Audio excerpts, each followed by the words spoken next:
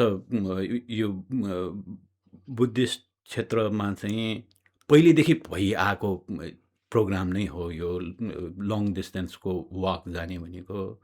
अब स्पेसली चाहिँ हाम्रो उता थाइल्यान्डतिर, नेपाल, इन्डिया, भियतनामतिर चाहिँ यो लामो दूरीको यात्रा, धम्म यात्रा भनेर चाहिँ गर्ने चलन छ।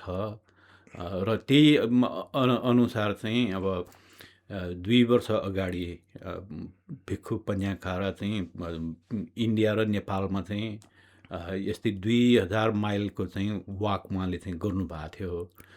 र त्यहाँबाट फर्किसकेपछि उहाँलाई चाहिँ सायद मलाई जहाँसम्म लाग्छ यहाँ अमेरिकामा पनि गर्न सकिन्छ भन्ने मनमा लाग्यो होला।